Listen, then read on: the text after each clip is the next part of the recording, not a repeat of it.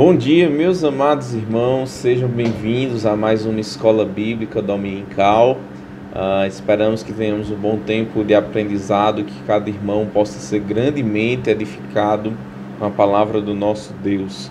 Vamos a Deus em oração, pedindo para que Ele fale aos nossos corações, para que possamos compreender e aplicar, o Espírito Santo de Deus aplicar às nossas vidas a Sua palavra, nos santificando, nos transformando. Amém?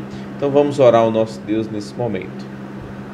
Senhor nosso Deus e nosso Pai, como te somos gratos, Senhor, pela Tua tão grande salvação, pela Tua graça e misericórdia que é derramada em nossas vidas todo dia.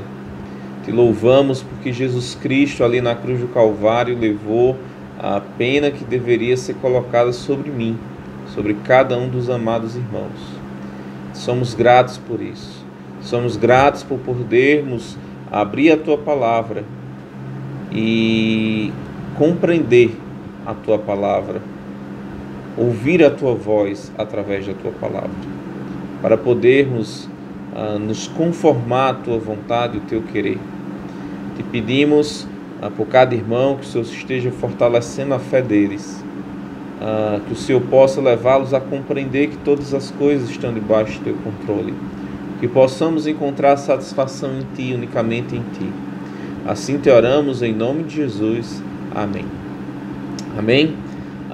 Vamos iniciar louvando ao nosso Deus com o hino do cantor Consagrar Tudo, que possamos consagrar ao Senhor toda a nossa vida, né? Então vamos louvar o nosso Deus. Esperamos que todos já estejam reunidos com suas Bíblias, com seu caderno de anotações, ansiosos para se deleitar na palavra do nosso Deus, para render louvores ao Senhor. Que possamos, irmãos, através de nossas ações, através de nossas atitudes, demonstrar o que de fato é importante para a nossa vida. Amém? Então, espero que todos estejam reunidos para juntos aprendermos mais do nosso Deus. Amém? Vamos louvar o nosso Deus. Vamos louvar com o hino do cantor cristão de número 385, que tem por tema Vamos Nós Louvar a Deus.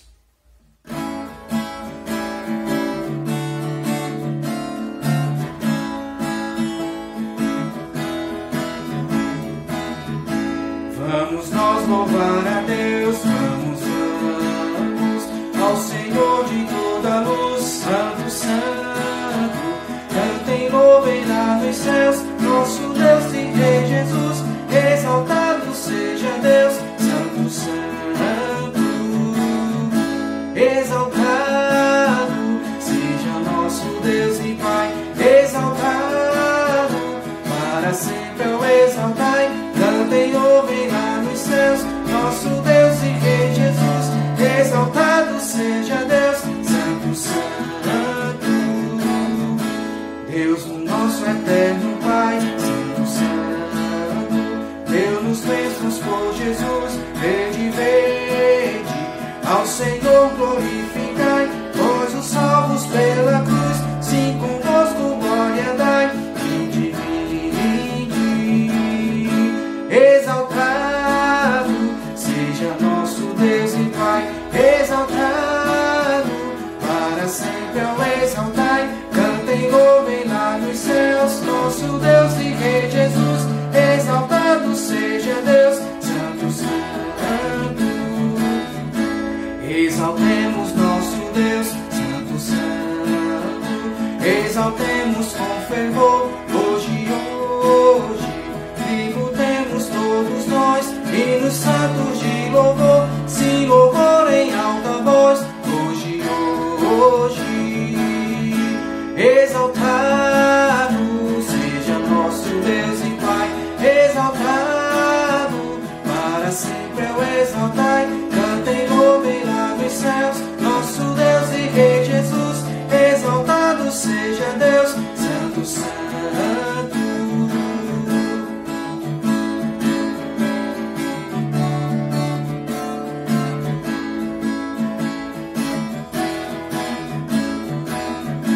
Ao Senhor de todo amor, Deus de glória,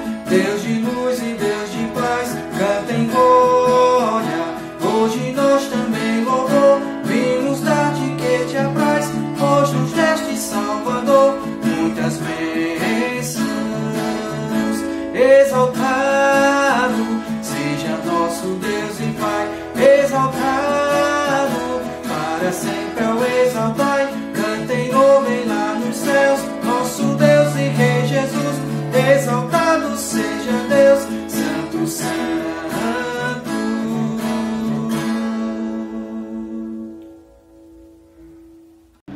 Amém. Como é bom louvar o nosso Deus, hinos maravilhosos que exaltam a pessoa do nosso Deus, né?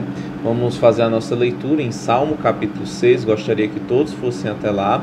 Salmo capítulo 6, vamos ler nesse momento, tá bom?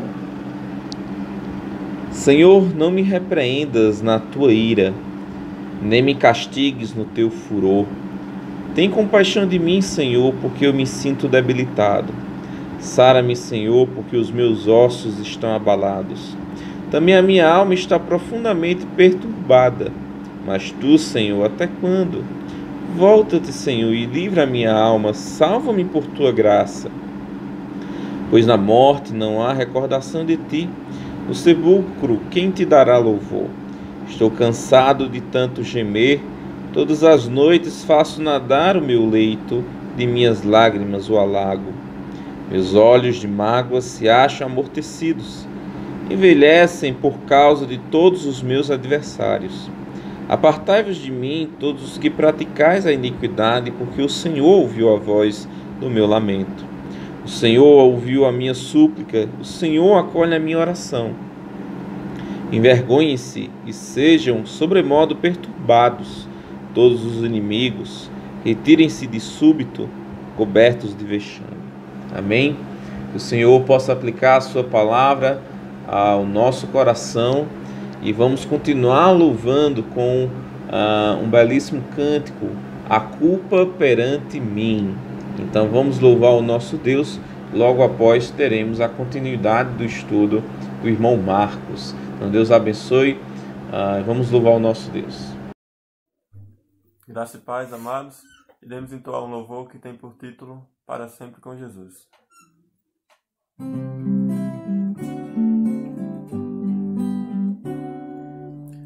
Aguardo o dia em que Jesus irá pra sua igreja reunir. Morreu, ressuscitou, em breve voltará, nos levará pra si. Aguardo o dia em que Jesus irá arrebatar os que são seus, dará ordem, a trombeta soará e descerá dos céus. Ressurgirão os mortos em Cristo e se unirão a eles os vivos entre nuvens, ao encontro do Senhor nos ares, e com Ele estaremos para sempre com Jesus.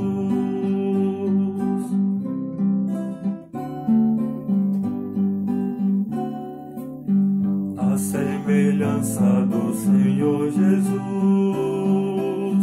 os nossos corpos ficarão de glória revestidos pela eterna luz, os salvos estarão. No céu não haverá pecado, mal, escuridão, tristeza ou dor. Ó, consolai-vos, pois ao lar celestial nos levará ao Senhor. Ressurgirão os mortos em Cristo e se unirão a eles os vivos entre nuvens, ao encontro do Senhor nos ares, e com Ele estaremos para sempre com Jesus.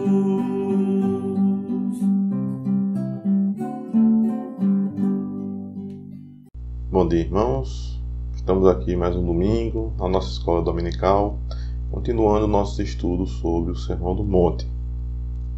Hoje nós vamos continuar o estudo da semana passada, no mesmo assunto. O outro assunto é o que está em Mateus, no capítulo 5, nos versos 31 e 32.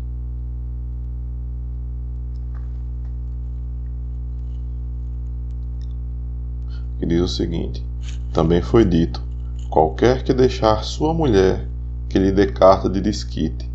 Eu, porém, vos digo que qualquer que repudiar sua mulher, a não ser por causa de prostituição, faz que ela cometa adultério, e qualquer que casar com a repudiada, comete adultério. Então, nós vamos continuar nesse mesmo assunto, porque semana passada eu creio que ficou muito vago. Algumas pessoas ficaram com dúvidas, então achei melhor nós repetirmos o estudo com mais profundidade. Como eu falei na semana passada, casamento é uma coisa séria e que Deus leva muito a sério essa questão de casamento. Tanto que Ele usa o casamento como uma figura do relacionamento dele com Israel e depois vai fazer esse mesmo relacionamento de Cristo com a igreja. Então vamos trabalhar ele bem direitinho, esse assunto bem trabalhado.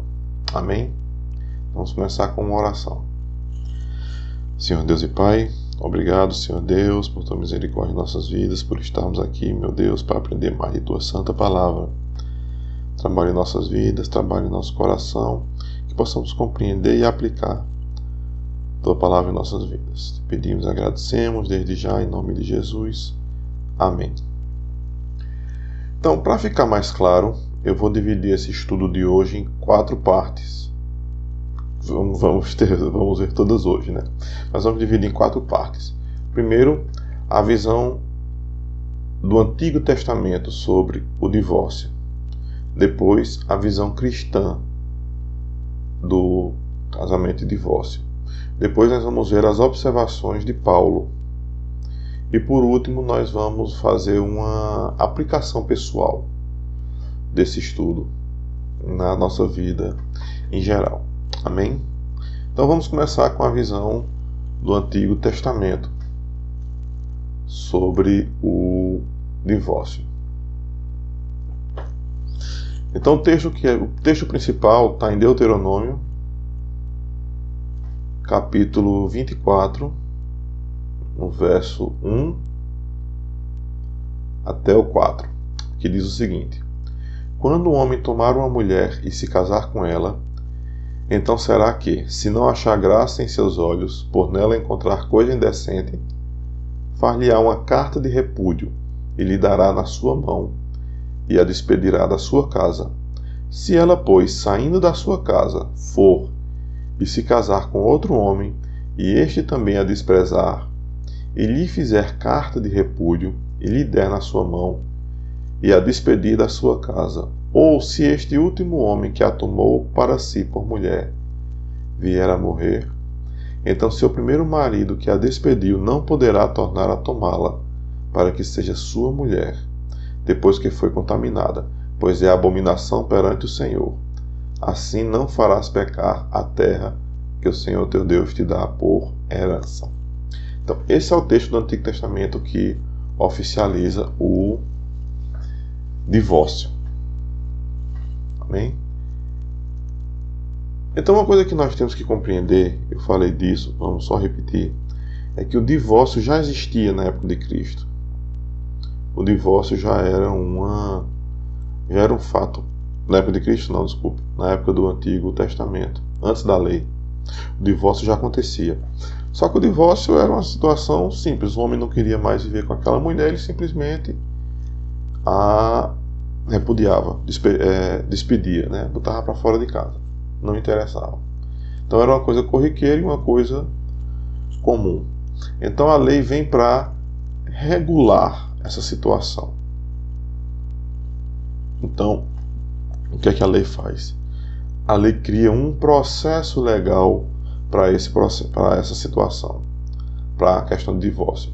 Se um homem queria despedir sua esposa, queria repudiar sua esposa, queria se divorciar, então ele deveria fazer um processo legal, que era justamente a carta de repúdio. Essa carta tinha que ser na presença de um oficial, um sacerdote, uma autoridade, e nessa carta ele deveria constar os motivos do divórcio. No texto nós vemos que ele diz que se o homem achar alguma coisa indecente na mulher, nós vimos que não podia ser questões de adultério, porque o adultério tinha sua própria punição. Está em Levítico 20:10, que diz: se o homem que adulterar com a mulher de outro, havendo adulterado com a mulher do seu próximo, certamente morrerá o adúltero e a adúltera.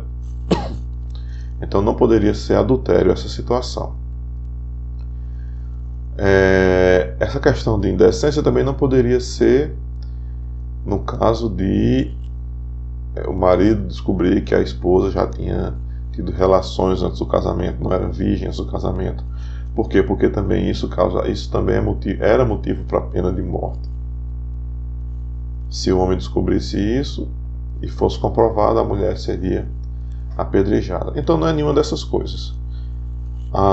O texto não deixa realmente claro o que seria essa coisa indecente, mas deveria constar na carta de repúdio.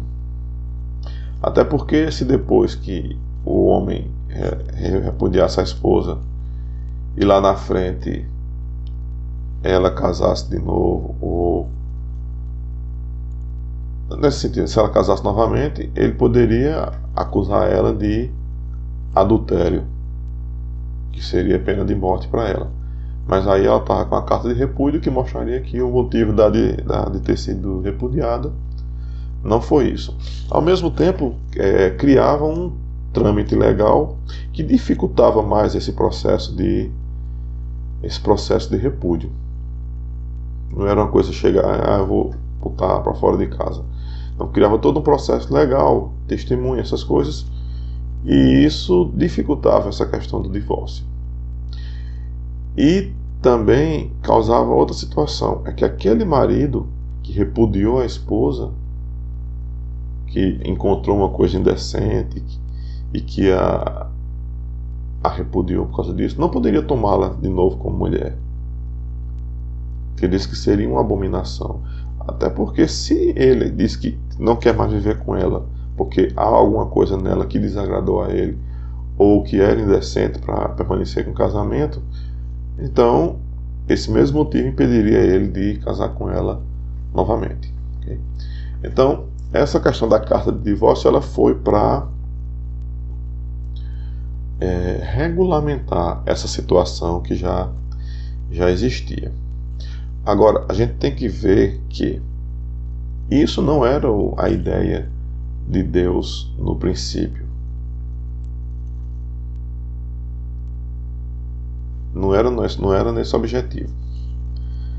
Mas a dureza do coração do homem causou essa situação. O interessante é que você vê, o objetivo da carta de divórcio era tornar mais difícil o divórcio, era regulamentar a situação de divórcio, mas até depois disso eles começam a distorcer os motivos de Deus.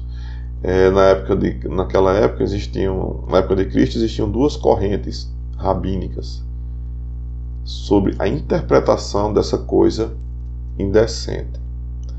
Era a de Hillel e a de Shammai. A escola de Hillel era mais liberal, dizia que a coisa indecente que falava lá em Deuteronômio era basicamente qualquer coisa. Poderia ser a esposa não dar devida atenção ao marido, queimar comida, qualquer coisa simples. Qualquer coisa era um motivo para divórcio. Inclusive tinha um rabino da escola de Hillel, que era Akiba, que ele dizia até se um homem achar outra mulher mais bonita, ele pode se divorciar da sua mulher para casar com ela. Já a escola de Shammai, ela era mais rigorosa. Só aceitava o divórcio em casos de adultério. Lembrando que quando chegamos ali perto da época de Cristo, já sob a dominação romana, o aspecto da lei praticamente não valia mais. O aspecto da lei legal. Então, o apedrejamento praticamente não deveria ser utilizado, porque a pena de morte tem que ser praticada, tem que ser autorizada por Roma. Então, o divórcio era mais causa de... O adultério seria mais uma causa de divórcio. Mas temos essa questão, né? Então, tinha essas correntes que queriam vulgarizar a questão do divórcio. Ele era uma coisa fácil, a lei vem para regular e dificultar mais, até porque a intenção de Deus é que o homem não se divorcie, e os rabinos vêm e tentam abrir de novo, torcem o espírito da lei, torcem a palavra da lei para favorecer aquela situação de facilitar o divórcio. Lembrando que era uma sociedade patriarcal e o divórcio era pedido exclusivamente pelo homem. De uma forma mais rara, a esposa não podia pedir o divórcio. Agora ela poderia forçar o marido a pedir o divórcio. Ou seja, ela poderia ir ao tribunal para fazer o marido se divorciar. Se houvesse alguma questão, por exemplo, se ele tivesse uma doença que pudesse afetar ela, ou a questão de tratamento, desprezo para ela, essas coisas todas. Então ela podia ir ao tribunal e forçar que ele se divorciasse dela. Mas ela nunca podia tomar a iniciativa do divórcio. Mas nós vimos que o objetivo de Deus nunca foi esse. O objetivo de Deus é que o casamento é uma coisa definitiva. Em Gênesis 2:24, que Deus fala e Cristo reforça lá na frente,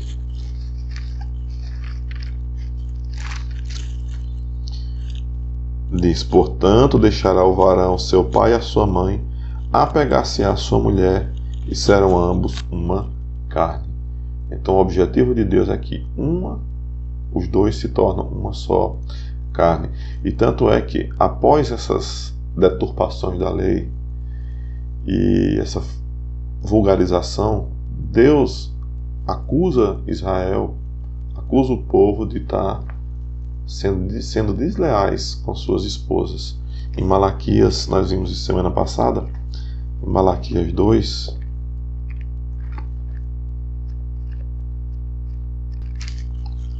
Malaquias 2:13 a 15,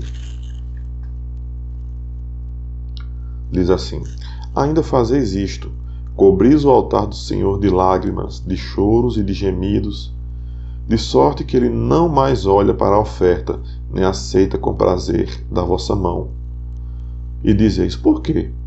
Porque o Senhor foi testemunha entre ti e a mulher da tua mocidade, com a qual tu foste desleal, sendo ela a tua companheira e a mulher do teu concerto. E não fez ele somente um, sobejando-lhe espírito? E por que somente um? Ele buscava uma semente de piedosos. Portanto, guardai-vos em vosso espírito, e ninguém seja desleal para com a mulher da sua mocidade. Então, Deus diz que o povo de Israel estava sendo desleal com a mulher da sua mocidade. Ele foi testemunha do casamento, ele foi testemunha do concerto, daquela aliança. E os homens ali estavam sendo infiéis, estavam sendo desleais quando desprezavam a mulher da sua mocidade.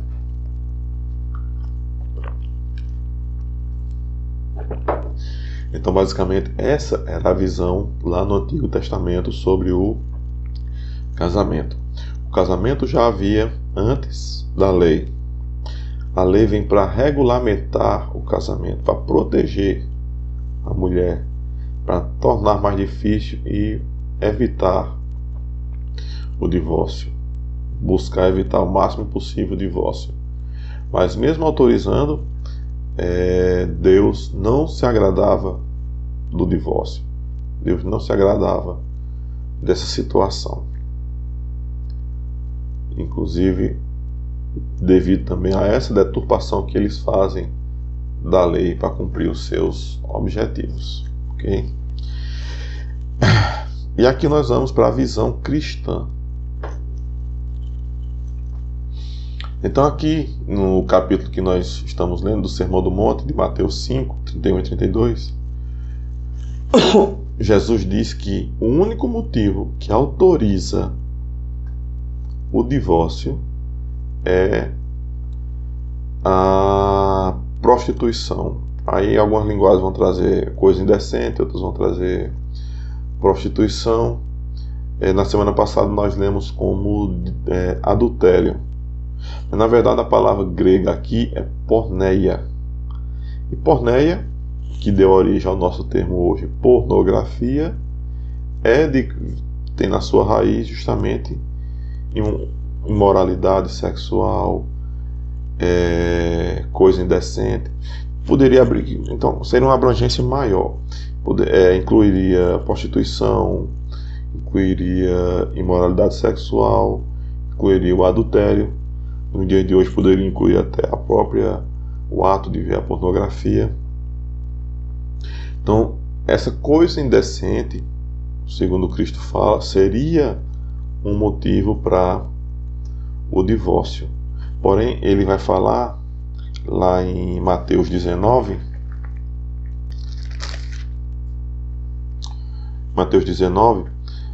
quando Jesus está falando, então os fariseus chegam e perguntam a ele: é lícito ao homem repudiar sua mulher por qualquer motivo?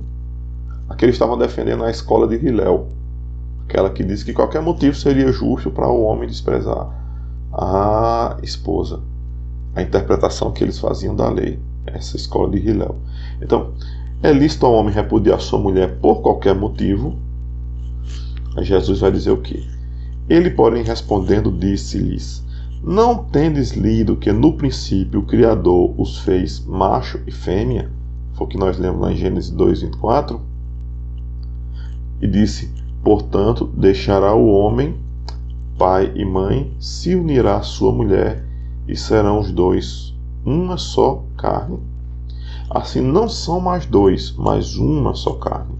Portanto, o que Deus ajuntou, não separe o homem. Disseram-lhe eles: então por que mandou Moisés dar-lhe carta de divórcio e repudiá-la? Disse-lhe ele: Moisés, por causa da dureza do vosso coração, vos permitiu repudiar vossa mulher. Mas no princípio não foi assim. Quando Deus estabelece o casamento lá em Gênesis, não era com o objetivo dessa união se desfazer. Eu vos digo, porém, que qualquer que repudiar sua mulher, não sendo por causa de prostituição, porneia, e casar com outra, comete adultério.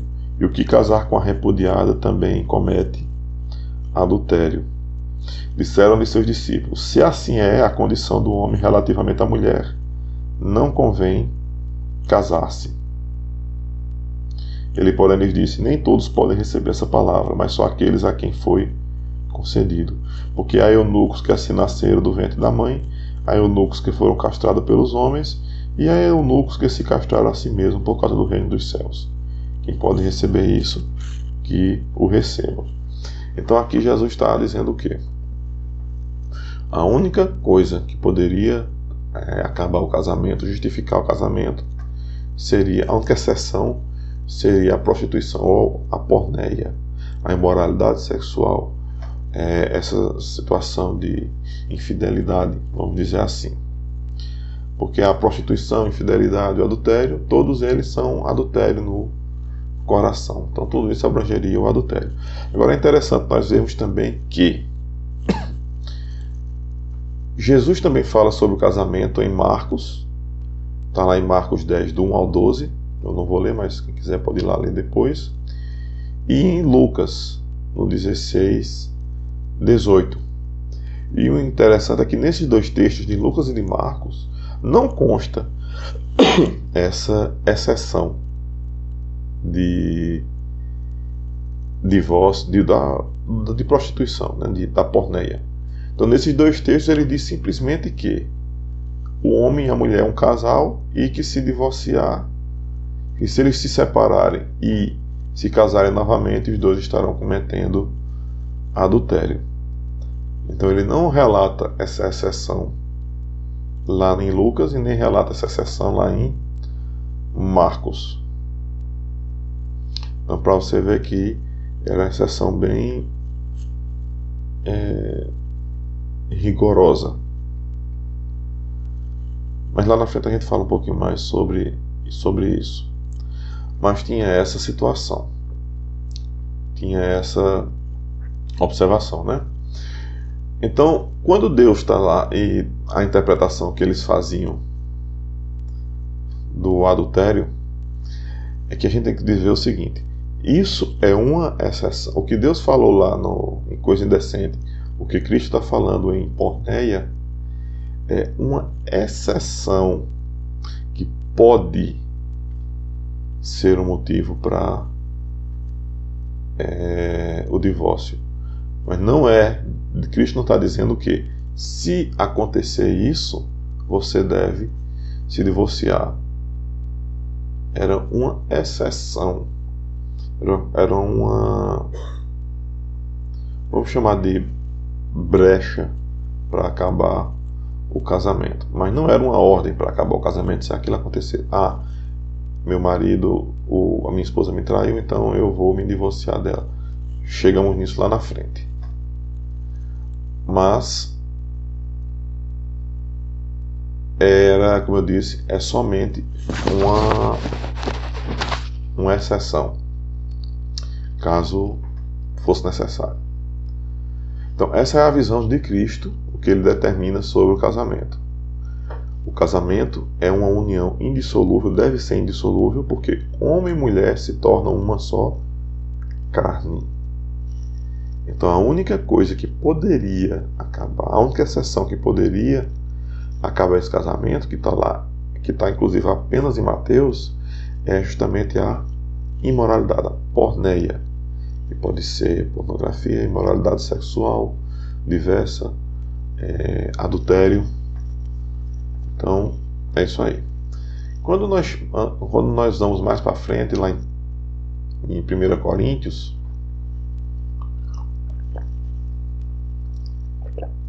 Paulo vai tratar de uma situação nova que Cristo não abordou, e isso trouxe dúvidas ali para os crentes de Corinto. Então ele vai trazer algumas observações. Então em 1 Coríntios 7,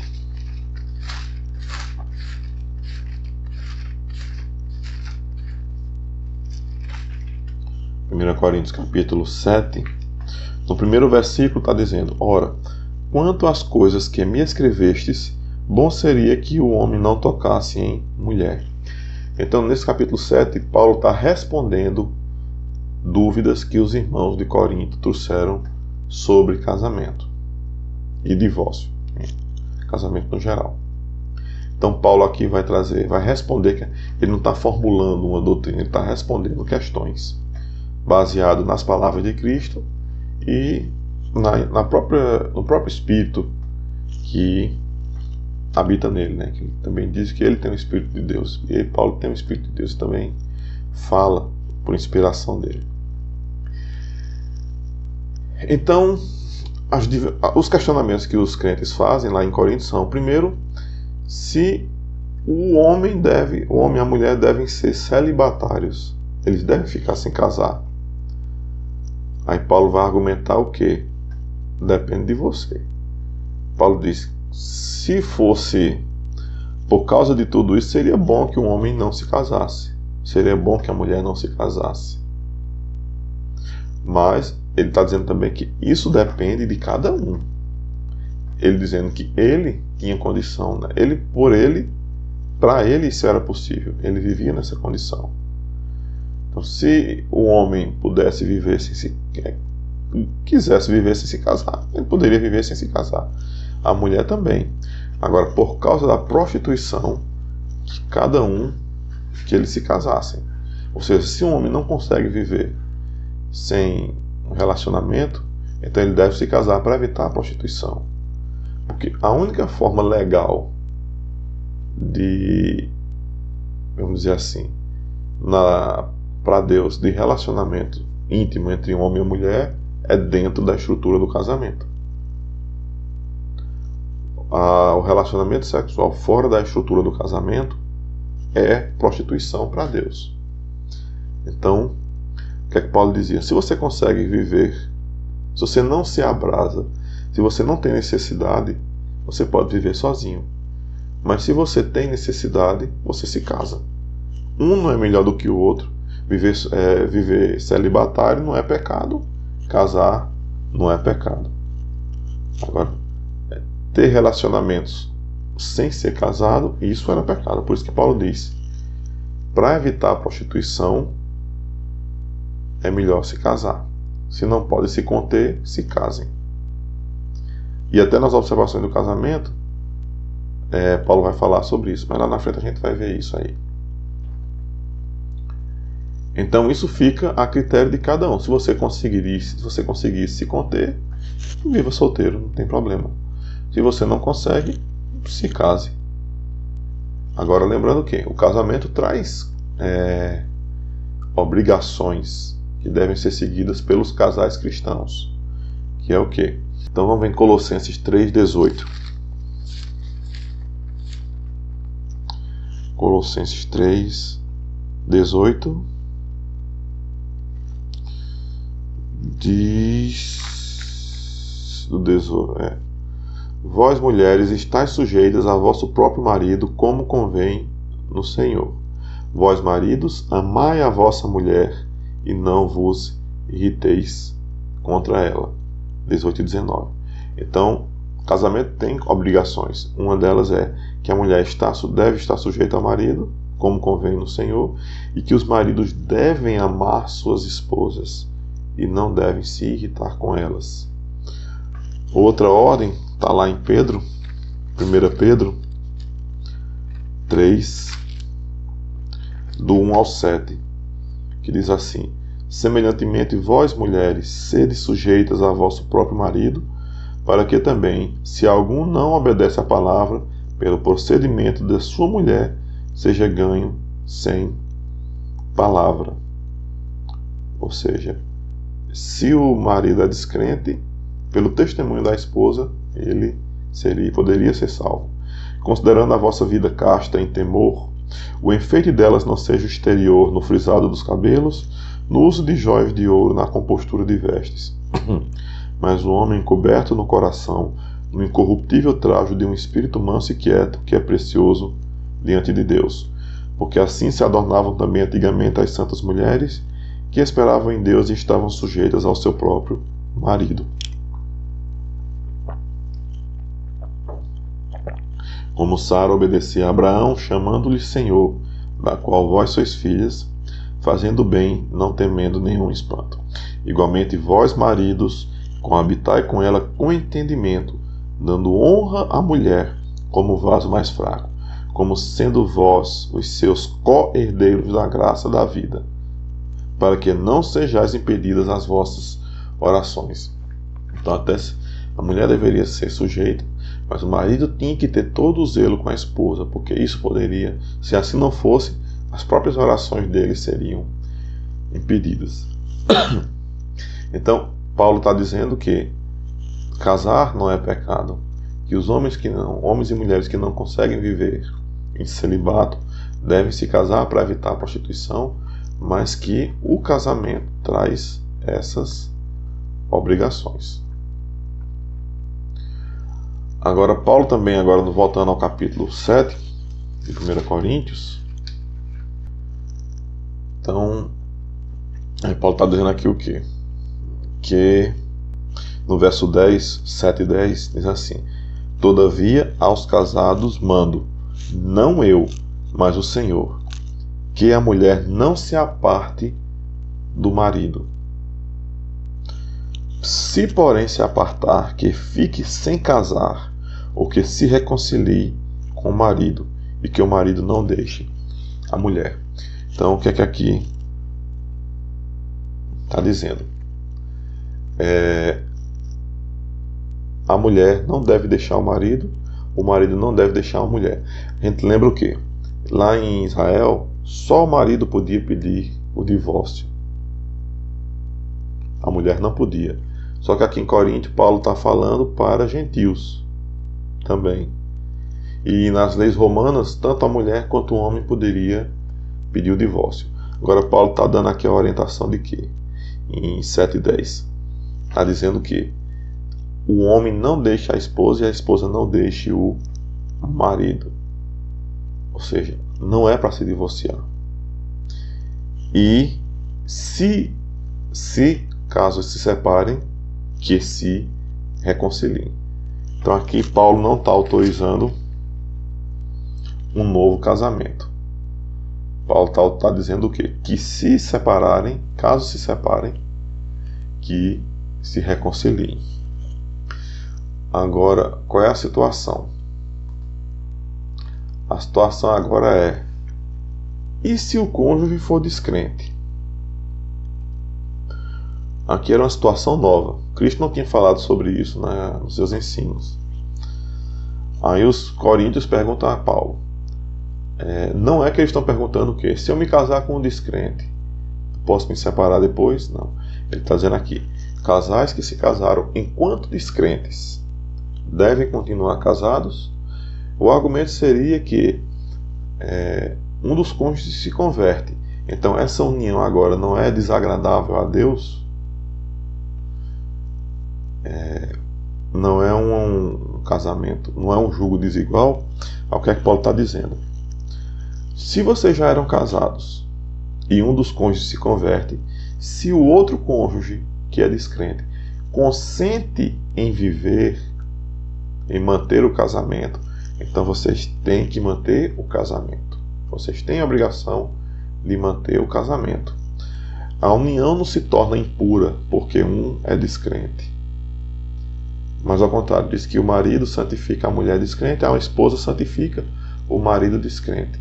Não santifica no sentido de que agora ele é salvo automaticamente. O outro cônjuge é salvo automaticamente. Mas pela presença do cristão na família, vai haver uma influência saudável para aquele outro cônjuge. Bem como os filhos são santificados também. Também há aquela influência. Mas tanto o cônjuge descrente como os filhos, eles têm que, por si próprios, aceitar a palavra e se converterem. Não há uma salvação automática do cônjuge descrente nem dos filhos.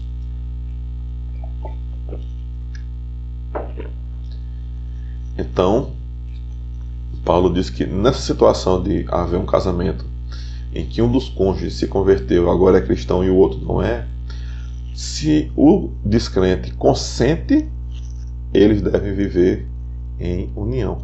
Perceba que Paulo não está abrindo o precedente para que o crente peça o divórcio. Ele está dizendo o quê? Lá na frente ele vai dizer o quê?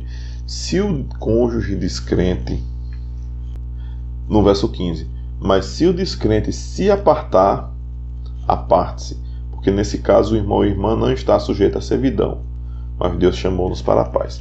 Ele está dizendo aqui que a iniciativa do divórcio, no caso de um crente ou descrente, tem que ser do descrente. Tem que ser do descrente. Então o crente não deve ter a iniciativa do divórcio. Mas se o descrente consente em viver em paz, então eles têm que viver, eles mantêm o casamento. Agora, se o descrente não aceita viver em paz, não aceita aquela situação, então Paulo não está forçando ao crente que obrigue ele, o descrente, a fazer isso. Não. Ele está deixando essa, vamos dizer assim, essa lei, essa exceção. Agora, o que é que Paulo está dizendo aqui? Isso foi no verso 10. Não, desculpe, verso 10 não. No verso 12, quando Paulo vai dar essa observação, ele está dizendo assim: mas aos outros digo eu, não o Senhor. Paulo está dizendo: isso aqui sou eu que estou dizendo. Por quê? Porque Cristo não falou sobre isso. Não foi um mandamento direto de Deus. Mas Paulo está falando pela inspiração do Espírito Santo de Deus quando fala sobre isso. Ok? Então, tem essa situação. Se um dos cônjuges é descrente, então, se ele consentir, o casamento tem que ser mantido. Se ele não consentir, se ele não aceitar viver naquela situação, então o crente não pode obrigar, não deve obrigar. Ele tem, pelos meios todos que puder, de forma de paz, manter o seu casamento. Mas se o descrente forçar, ele não pode se obrigar a isso. Porém, veja só,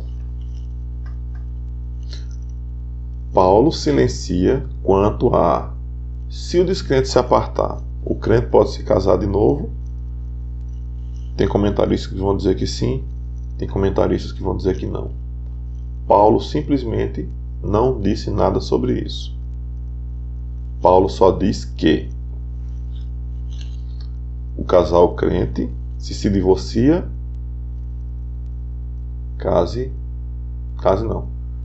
deve voltar, deve se reconciliar. Ele não autoriza em momento algum eles se casarem com outros cônjuges, outras pessoas. E outra coisa que ele manda e que ele autoriza é que a viúva pode se casar novamente se quiser. Aqui no verso 39, a mulher casada está ligada pela lei todo o tempo em que seu marido vive. Mas se falecer o seu marido, fica livre para casar com quem quiser, contanto que seja no Senhor. Aí no 40 ele vai dizer o quê? Sobre toda essa orientação. Será, porém, mais bem-aventurada se ficar assim, segundo o meu parecer, e também eu cuido que tenho o Espírito de Deus. Então Paulo diz que fala tudo isso pelo Espírito de Deus. Então Paulo diz que a mulher enquanto vive, o marido enquanto viver, a mulher está ligada a ele. E isso é vice-versa também. Então ele não autoriza um novo casamento. Ele deixa um vácuo, vamos dizer assim. O que ele autoriza é a viúva que quiser se casar de novo, pode, desde que seja no Senhor. Ou seja, tem que ser um casamento cristão, caso isso aconteça.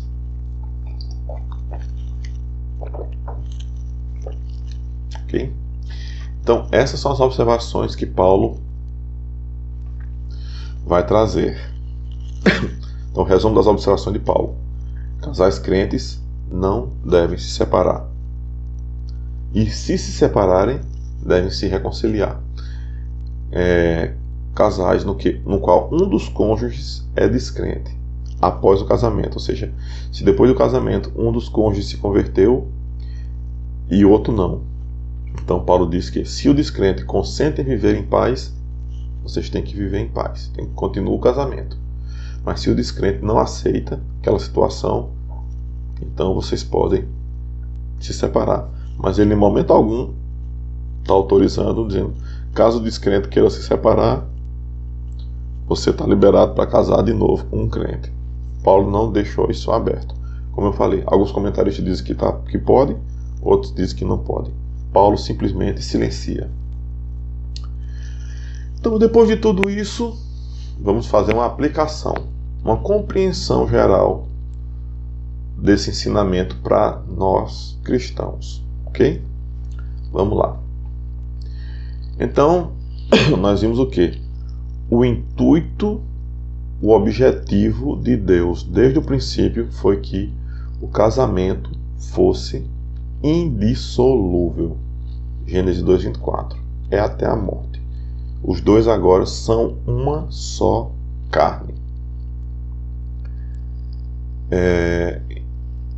Então a ordem foi sempre essa. Porém, o homem, por causa do pecado, o homem começa a deturpar a palavra de Deus. E isso começou bem cedo, lá em Gênesis 4:19. O que é que diz Gênesis 4:19? E tomou Lameque para si 2 mulheres. O nome de uma era Ada, o nome da outra Zilá. Então, logo na descendência de Caim, já lá no no Gênesis ainda, o homem já começa a distorcer a palavra de Deus. O quê? Lameque, e esse Lameque é o descendente de Caim, não é o da descendência de Sete. Lameque toma 2 esposas. Não havia ordem para isso. Era um homem e uma mulher. Casamento.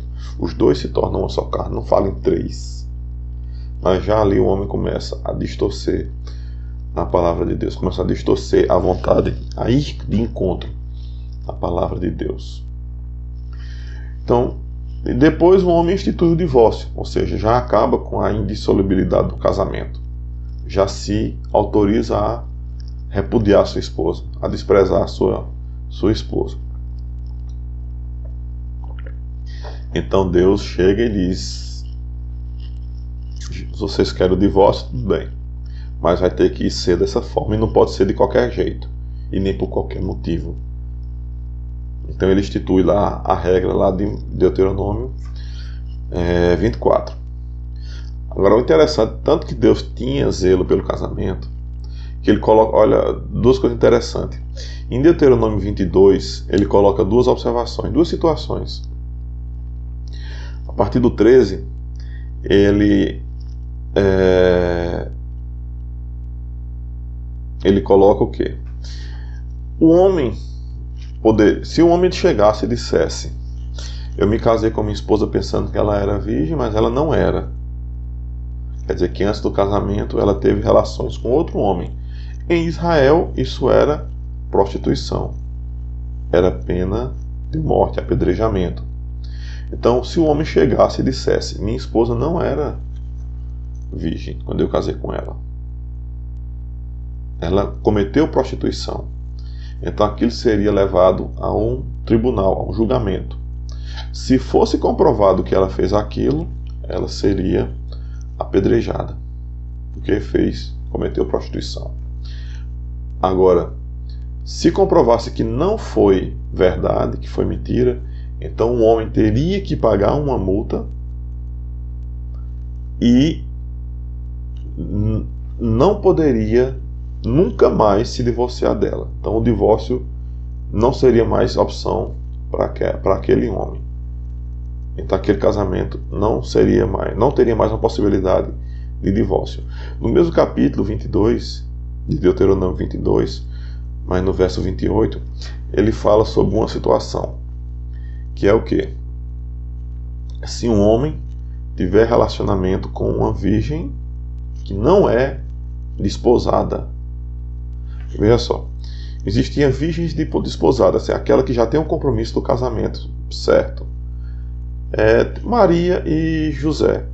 Quando Maria engravida, ela ainda era virgem, mas ela já estava desposada, ela já estava com o compromisso do casamento.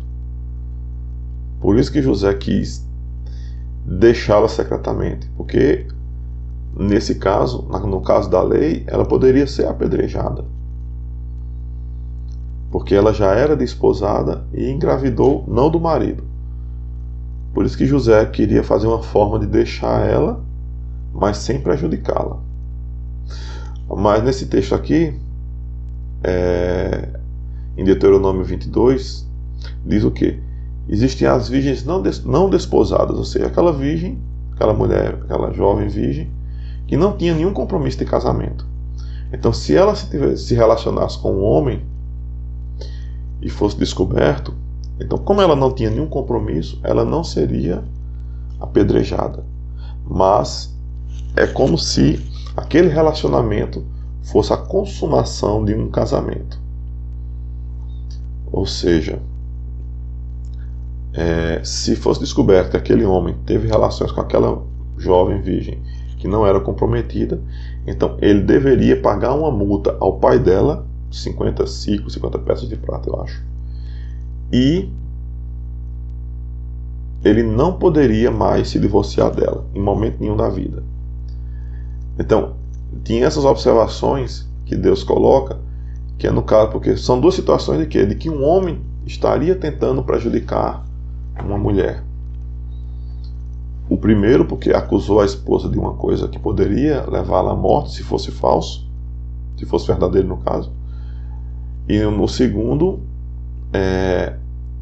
um homem que teve relacionamento com aquela jovem sem querer, sem um compromisso do casamento. Que o correto seria o quê? Se ele tinha interesse na jovem, ele deveria tentar o compromisso, tentar se casar com ela. Mas aqui ele não quis, ele não fez isso. Então são duas situações que um homem tenta prejudicar, que o homem poderia prejudicar a mulher.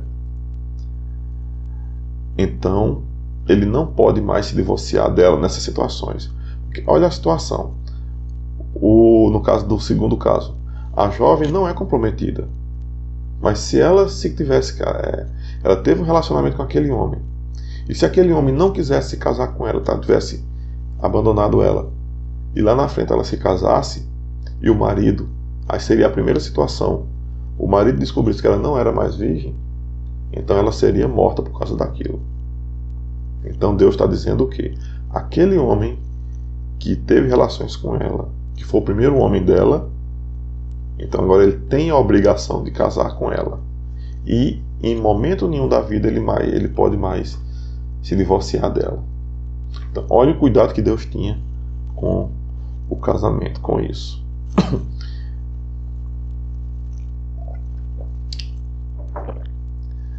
Então da mesma forma, aí a gente vê o quê? Então Deus instituiu o divórcio. Então tudo bem. Institui todo aquele processo legal.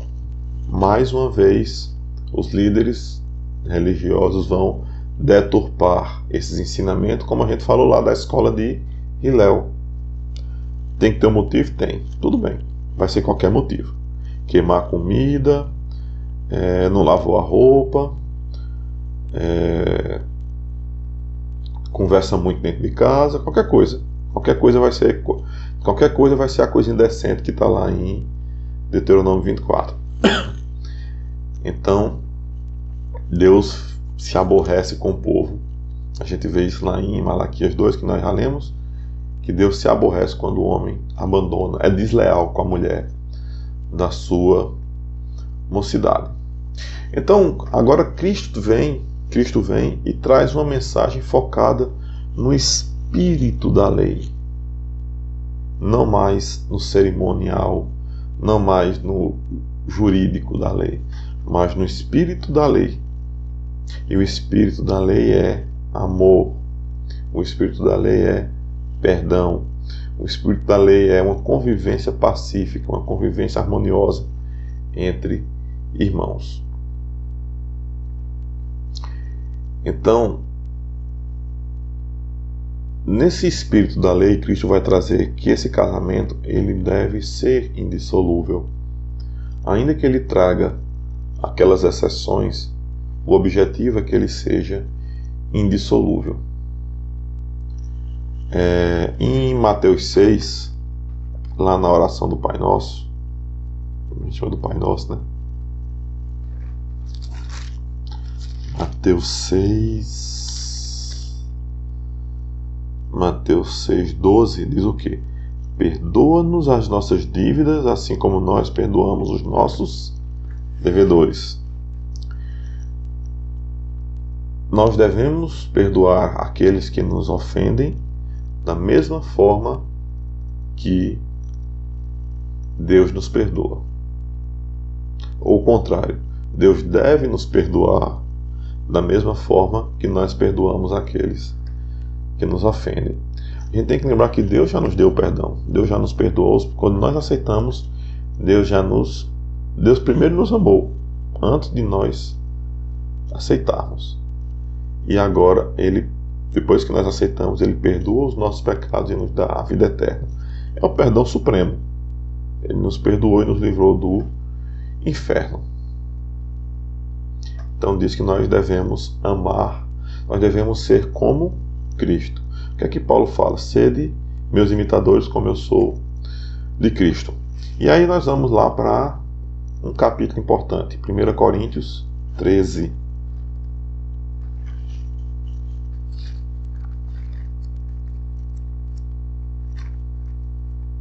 É o chamado capítulo do amor. Todo o capítulo é excepcional, mas nós vamos ver do versículo 4 ao versículo 8. O amor é sofredor, é benigno, O amor não é invejoso. O amor não trata com leviandade. O amor não se ensoberbece. O amor não se porta com indecência, não busca seus interesses, não se irrita, não suspeita mal. Não folga com a injustiça, mas folga com a verdade. O amor nunca falha. Havendo profecias, serão aniquiladas.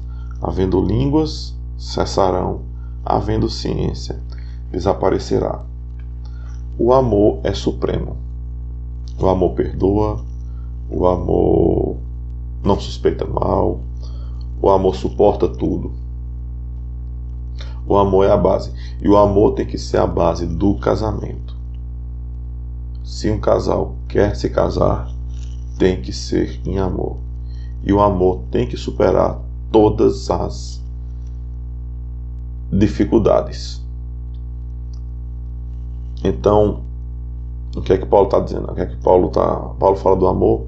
Então, o que é que o Novo Testamento fala, no geral, sobre o casamento? O casamento, apesar de Deus ter dado brechas para acabar, aqueles motivos que nós já vimos, não é esse o objetivo de Deus. O objetivo de Deus é que o casamento seja eterno aqui na terra. Ou seja, ele dure até a morte. Então, por isso que temos essa necessidade de conhecer bem o cônjuge antes de casar. E saber com quem estamos casando. Que o casamento não deve ser tratado de uma forma leviana. Se o casamento tem problemas, esses problemas têm que ser tratados pela luz, têm que ser tratados à luz da palavra. O casamento não é uma coisa descartável. O casamento tem que ser visto como uma coisa definitiva. Então, o casamento tem que ser tratado com tolerância. O casamento tem que ser tratado com perdão. O casamento tem que ser tratado com amor. Então nós temos que nos firmar em Deus para Deus tratar o nosso casamento. E temos que liberar perdão. Se algum dos cônjuges erra, como eu falei, as coisas que podem acabar um casamento, prostituição, adultério, pornografia no dia de hoje, qualquer motivo que seja um motivo justo, que esteja na Bíblia, que autorize o divórcio, ele não é uma determinação para que o divórcio aconteça se alguma dessas situações acontecerem. Ele é uma brecha, mas essa brecha tem que ser evitada também. Ou seja, se um dos cônjuges errou, se um dos cônjuges infringiu alguma regra dessa, mas se arrependeu verdadeiramente, pediu perdão ao outro cônjuge, então o outro cônjuge deve perdoar. Eles devem lutar pelo casamento com todas as suas forças. Se o marido pecou, se arrependeu, pediu perdão à sua esposa, a esposa deve perdoar. Se a esposa pecou, se arrependeu, pediu perdão ao seu marido, ele deve perdoar. Eles devem viver em harmonia. Eles devem viver em paz. Eles devem tentar manter o casamento com todas as suas forças. Tem um filme, A Prova de Fogo, no meio evangélico ele é bem conhecido. Quem não assistiu, eu recomendo que assista. Ele mostra justamente a luta de um homem que errou para pedir perdão à sua esposa e tentar restaurar o seu casamento. E ela, endurecida, não queria perdoar, mas ele vai lutar pelo casamento. É um filme excelente. Então eu recomendo que quem não assistiu, que assista. A Prova de Fogo. Então, é isso. O casamento deve ser mantido de toda forma possível. Se os cônjuges aceitam viver em paz, vivam em paz. Se o cônjuge aceita O descrente aceita viver em paz, com o crente vive em paz. Se o crente que pecou, que errou, cometeu um pecado, se o outro cônjuge se arrepender e o outro cônjuge pedir perdão ao outro cônjuge, o outro cônjuge deve aceitar o perdão, deve liberar o perdão. Por quê? Porque nós fomos perdoados em Cristo. Cristo nos amou. Nós temos essa obrigação. Se nós temos a obrigação de perdoar os nossos inimigos, imagina o nosso cônjuge. Se ele pede perdão. Agora, como eu já observei, como eu já fiz essa observação, relações abusivas,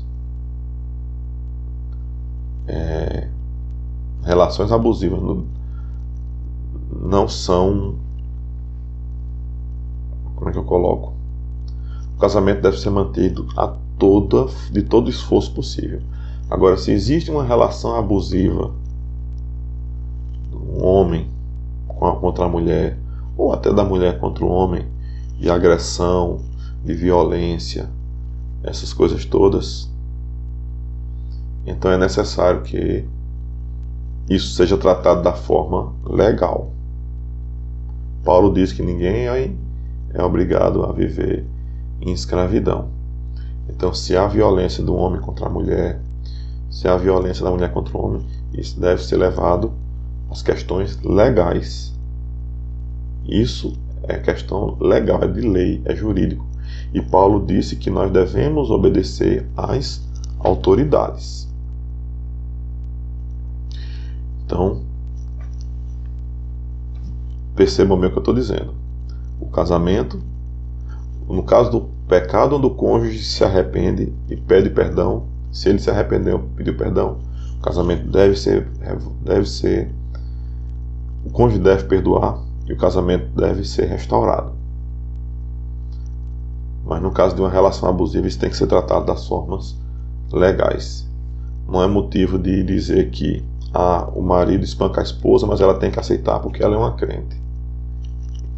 Deus não quer isso de ninguém. Então, isso é uma exceção que eu estou falando. É a exceção da exceção da exceção. Então, isso tem que ser tratado de uma forma legal. Mas em todos os outros casos, mesmo em caso de adultério, em caso de prostituição, em caso de pornografia, se o outro cônjuge se arrepende, pede perdão, o cônjuge deve aceitar, deve perdoar, deve liberar perdão.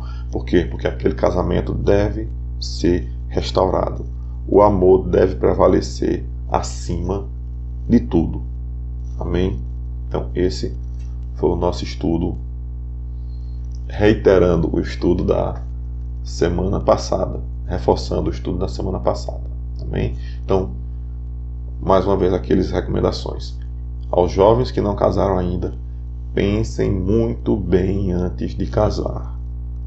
Conheçam o seu namorada, conheçam bem, vejam como eles são e só casem se tiverem plena certeza. E aos que são casados, preservem seus casamentos, lutem por seus casamentos até as últimas consequências. Amém? Então vamos orar encerrando. Senhor Deus e Pai, obrigado, Pai, por Tua palavra. Que o Senhor trabalhe em nossos corações, Senhor Deus, trabalhe em nossos casamentos, trabalhe em nossos jovens, que possamos lutar, meu Pai, para que os relacionamentos em nossas famílias sejam firmes e duradouros. E porque famílias fortes fazem igrejas fortes. Que o Senhor nos guarde a todos, nos proteja e nos livre de todo mal. Por tudo isso te pedimos, agradecemos, em nome de Jesus. Amém. Amém. Que os irmãos possam ter sido grandemente abençoados com a palavra do nosso Deus. Estamos encerrando agora mais uma escola bíblica dominical. Gostaria de convidar a todos para estarem à noite, às 6h30, louvando ao nosso Deus e aprendendo mais da sua palavra, dando continuidade ao estudo da carta de 1 Coríntios. Então, às 6h30, até logo mais. Tenham um ótimo fim de manhã, um bom almoço e à noite nos encontramos novamente. Deus abençoe, meditem nesse louvor que vai tocar agora. Deus abençoe.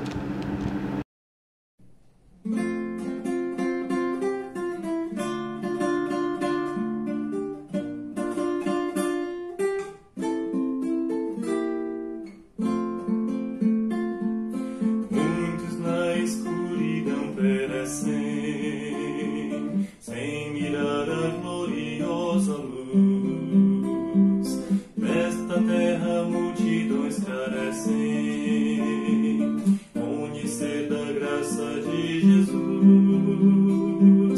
Entre as nações anunciai o amor de Deus, suas maravilhas feitos seus. Entre as nações dizei só Cristo é Senhor, só Jesus é digno de louvor.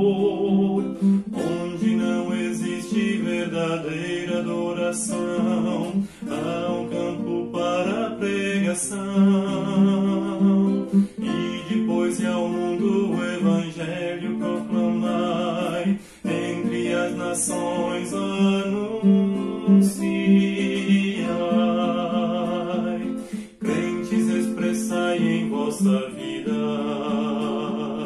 aos perdidos o divino amor. Eis a atitude requerida, refletir o amor do Salvador. Entre as nações anunciai o amor de Deus, suas maravilhas feitos seus. Entre as nações dizei só Cristo é Senhor, só Jesus é digno de louvor. Onde não existe verdadeira adoração, há um campo para a pregação. E depois ao mundo o evangelho proclamai, entre as nações anunciai. Vosso agir ao mundo tem mostrado o amor de Deus e a compaixão. Vossa vida tem manifestado que só em Jesus a salvação. Entre as nações anunciai o amor de Deus, suas maravilhas feitos seus. Entre as nações dizei só Cristo é Senhor, só Jesus é digno de louvor. Onde não existe verdadeira adoração, há um campo para a pregação.